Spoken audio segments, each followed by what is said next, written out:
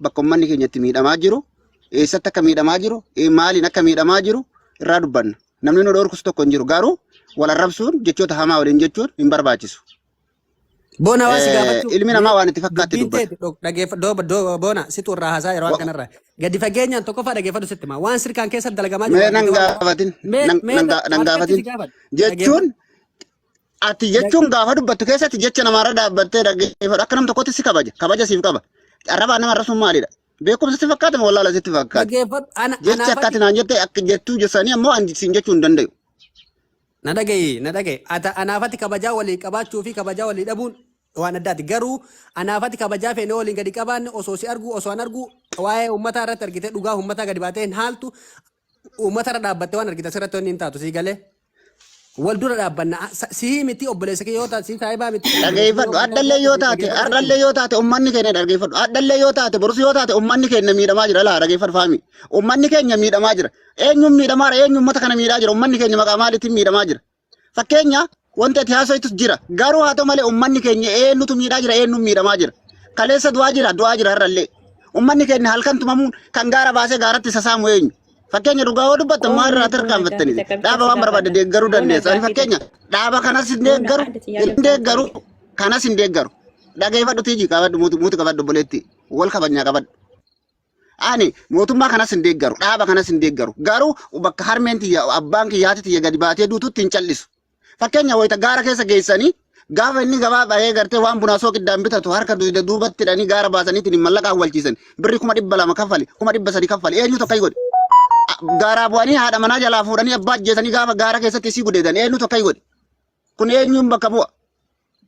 Maa dhugaaraan tarkaanfattan. Maqaa eenyuutiin du'aara uummanni keenya. Dhaabbadha cuma dhaabbadhu mee dubbiin teetiin.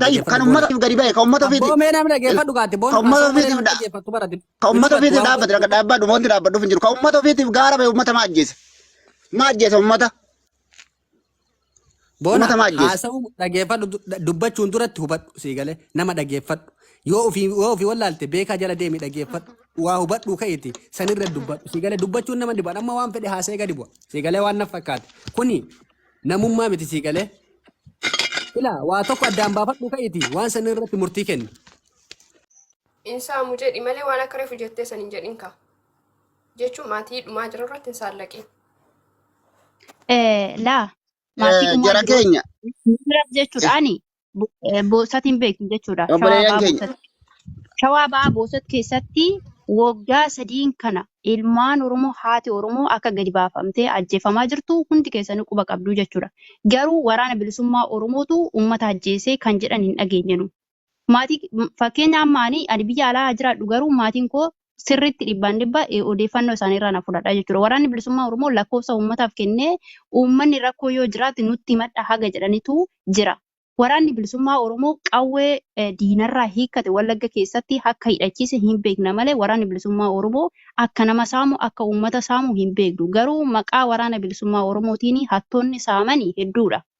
Boosat keessatti namoota hedduudha kan qabame jechuudha. Waraana bilisummaa Oromootu qabe jechuudha.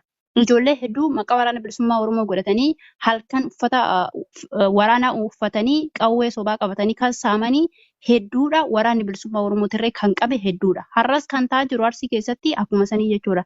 Arsii keessa fakkeenyaaf waraanni bilisummaa Oromoo waggaa 3 durayyuu hin jira achi keessatti jechuudha. Garuu adamsaniitu akka balleessan hin beekna.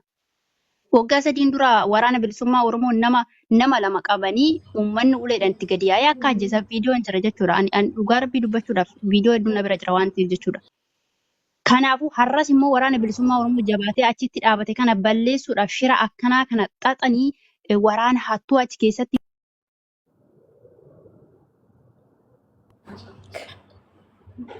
Mecarraayyoo naa kennitan gisa tokko nan dubbadha. Iji please qoyme jigi qoyme intala baasuun turre maal dubbannaan ishii waan dhufteef Baasoo osoo hin taane yaada namarraa fudhata. qoytiji gandummaa keessatti warri gadi buutanii jirtani maatii kenna hoboo bara habiibti maatii kenna tooboodha abboota kennaadha kenna tooboodha uummanni hojii qoyme hayaati qoyme nuti anam asirraa hin ba'a maaliif jennaan waan badaa nama dubbisu waan taatanii waan gandummaa hin ba'an woo dubbadhe jedhe keessa deebuu hin danda'a waan ta'eef suutaan da'oo duubaan ba'a akkasuma taasi. Kenya ila jenna mo'ee nuti tuni mee wal lageeffadha waan amma deemamaa jiruuf ni beekna. Waa hunda haasa keessatti illee ni beekna. Nuti namni kaa dubbatu miidhama ofiitiin miidhama abbaa fi haadha keenyaa dubbachaa jirra malee dubbachaa hin jirra. Ijoollee boona jechi keessa Sagaleen kiyyoo isin dhagahamaa jiraate. laali boona jechi Ila keessa na dhageeffadhu obboleettiti. Ila achi qabbanii dhugatti yoo bakkee rakkoon jiru ila dhageeffadhu. Bakka rakkoon jiru san qulqulleessina jedha malee isin asuma qabdanii waan silaa namni ijaan arguuti. Gurraacha namaan hin jedhina. Kun adiidha osoo namni ija ofiitiin argu lakkin ta'u hin jedhina. Waan ta'u san rakkinni jiraatu san yoo taate rakkina san qulqulleessutu barbaachisa malee. Isa naggeeffataa olee ganuu seene isaa Laa karaa kanaan wajjin hin jedhu ila nuti ila dhageeffadhu. Online irrattis quba qabna ila dhageeffadhu. Online irrattis waan dalagamaa jiru keessattis waan dalagamaa jiru ni beekna. Jaamaa miti beekaa cadhisne malee jechuudha. Yoo wal balleessuu taate yoo wal gabbaasuu taateeti waa hedduu wal gabbaasuu dandeenya nun tuttuqina nu dhiisa. Akkuma cadhisne dhiisaame wallaahi rakkoon xiqqaan kun hin jiru dhageeffadha. Namni ofii balleessi anaa miti gaafa ila. Maa kijibdarree dubbii maarraan tarkaanfattani isin. Kijibaa miti ilaali ragaa ni qabdaa miti. Ragaa viidiyoo ni qabdaa miti. Maarraan tarkaanfattani isin. Maarraan tarkaanfattani. Namni nama saamaa dhageeffadhu. Eenyu namni gaara keessa nama geessee 200 nama gaafatu eenyu. 200 namni nama gaafatu. Namni jaarsa haadha gartee abbaa manaa irraa ajjeesee haadha manaa fuudhee gaara keessa gudeedu eenyu. Namni halkan mooraa bu'eetiin hoolaa namaa korpeessa namaa qalu inni tokkicha san qaba saa tokkicha irraa qalu eenyu. Maa kijibdan. Dhugamaa walitti himne beekaa cadhisnaa barnuuti.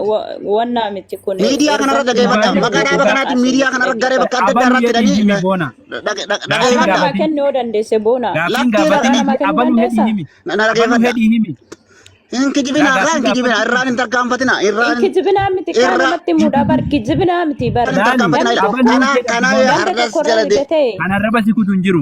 Abaluu jedhi. dhageeffadha. Jibba isaanii qaba. Garuu bakka isaan gadi ba'anii osoo nuti isaaniif dhaabbannu.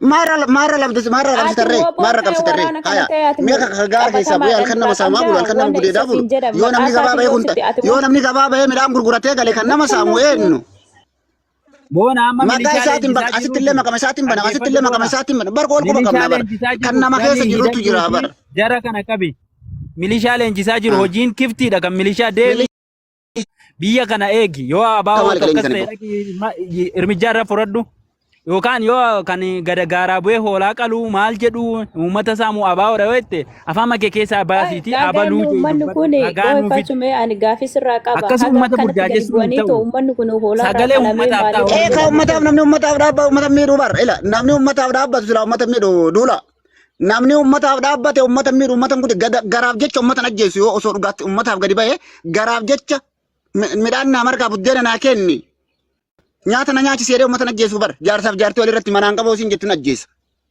Maa barbaachise kun? Erga saba ofiitiif dhaabbate erga sabaaf gadi ba'e maa garaaf jecha nama ajjeesa. Hanni garaaf nama ajjeesu gartee kan gaara keessa deemee mallaqaaf gartee nama ajjeesu mallaqaaf akka arge nama godhu sabaaf dhaabbate.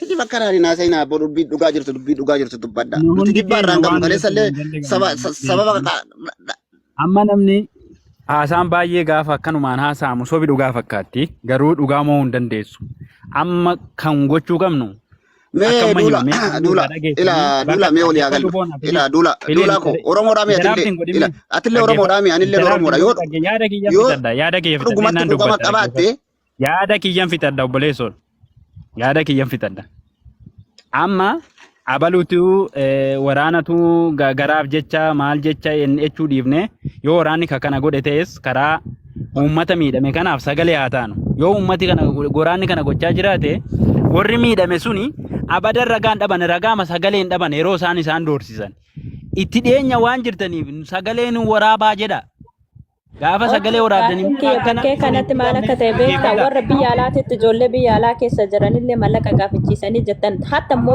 warri biyya keessa jiru sagalee waraabuu dadhabaame warri biyya armaa keessa gizee jirta sanirratti waraabame sagalee isaanii isaan gadi fida gaafa isaan biyya keessallee sokkeedha gaafa biyya alaa keessatti birraa amma kanaa kafaltan malee uummata keessan gadi isin lakkifnu sun hin jiran isaanii warri suni akkana fidaati sagalee isaanii warri biyya alaa jirtan waraabuu hin dadhabda yoomiyyuu jechuudha ka biyya keessa jiru real akkatu okay uummanni kun egaa akkana ta'e maaliif ga'eeshii eega ta'e waraana akkanatti nu miidhe jedhee waraana mootummaa sanittu gabbayee iyyachuu dadhabe tokko okay inni lammaffaa mooyyuu isinis carraa namaa kennitu boona carraa namaa kenne namni hin dubbanne wajjin jedha lammaffaadha mooyyuu gizeeyyuu uummanni kun mooyyuu akkanatti rakkateetoo jiru kanaayyuu jechuudha ishii ta'ee mitiire ega barbaadane uummanni suniin ega akkasitti dhumaa jiraate carraa dhumiinsa akkasii kana qabaate isin warri achi jiran suni yookiin immoo warri safara san jiran suni warri mootummaallee haa ta'u okay namni kun jechuudha garragaa takkallee hin qabu waraqaa takkallee waa takka wanni waraqaan hin jedha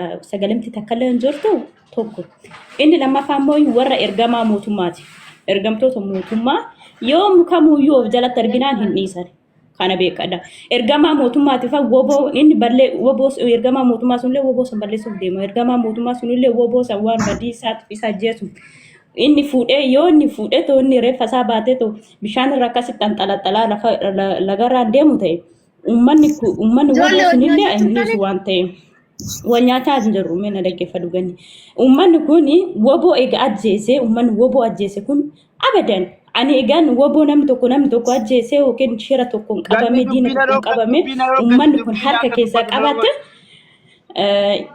taa'etoo sababa saffaa warra mootummaa harka keessaa qabu harka mootummaa shanii balleessina jedhee yaadullee cunqursaan akkanaa irra ga'uu danda'a kun waliin beekamaadha namni afoo diina oromoodhaa midhaan jedhina diinni kanuma nu keessa taa'etu warra wajjin mootummaa wajjin harka qabudha kanuma.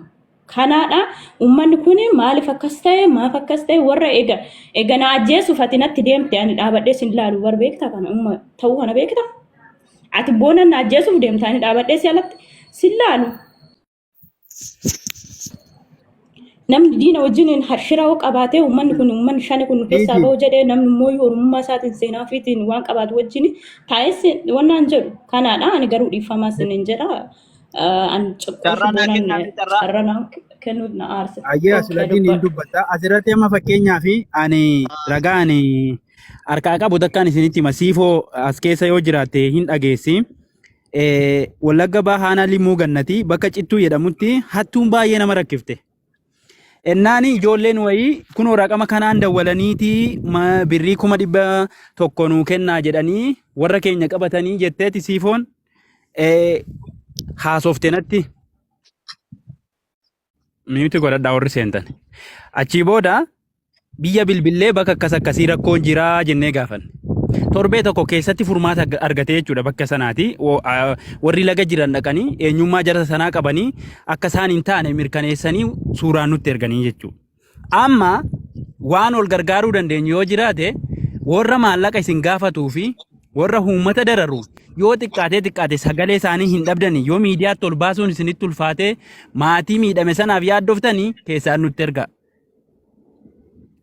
isinii gaafachiifna bakka rakkoon jiru qabatamaan jechuudha yoo akkasitti sagalee walii taane malee asirratti baane ani waraana deeggaraa ati immoo waraana jibbita ani waraana jibbaa ati waraana deeggarta akkasittiin rakkoon furamu hin jiru amma bakki rakkoon kee jiru kuni rakkoon jiru kanatti yoo biyaansi sagalee isaanii hin dhabdan jara kana jechuudha raqama isaan ittiin bilbilanii uummata kana doorsisan hin dhabdan suura isaanii hin dhabamu kanaaf ragaa qabatamaatiin mafteen itti argama asirratti walloluu asirra wal jibbuu duun taane saba miidhamaa saba cunqurfamaa jiru kanaaf sirriitti sagalee ta'uun barbaachisaadha waan akkasii kun yoo jiraate yoo nan wayee waraanaa dubbadde uummanni na jibbaamin uummanni mataan gadi galagalu yoo barbaade jechuudha waraanni nama miidhataanaan dhugaan jirtu dubbatamuu qaba maaliif isatti qulqulleessuu qaba sabaaf falmata waan ta'eef jechuudha uummanni immoo waraanni immoo utuu saba isaa miidhatee dhugaa dubbachuuf ijoollee haga kana qorra keessatti hin rakkatu bishaan keessatti hin rakkatu ammoo namni isaan maqaa sana moggaafatee uummata miidhu hin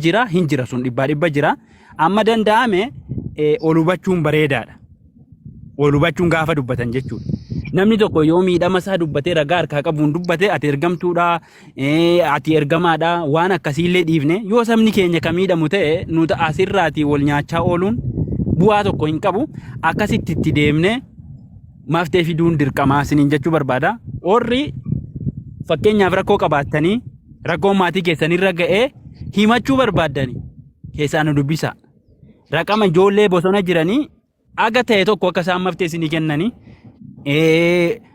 kan naannaa sana kan hoogganu raqama barbaadanii dawwalanii haala kana sirreessu yoo dubbiin kun dhugaa ta'e jechuudha. Inni kabiraan immoo mootummaan rakkina sabaa kana hiikuu eeguun dirqama isaati. Mootummaan nagaa uummataa eeguun jechuudha. Garuu ammoo akka kiyyatti yoo amma bu'aa bahiin kun qaala'insi jireenyaa kun uummanni akkasii jituun baratiin amma hoggaa meeqa lixa wallaggaa takka mana barumsaan seen. Haga kanaan akkamitti akka itti fufamu ani hin beeku dhugaa dubbachuuf jechuudha.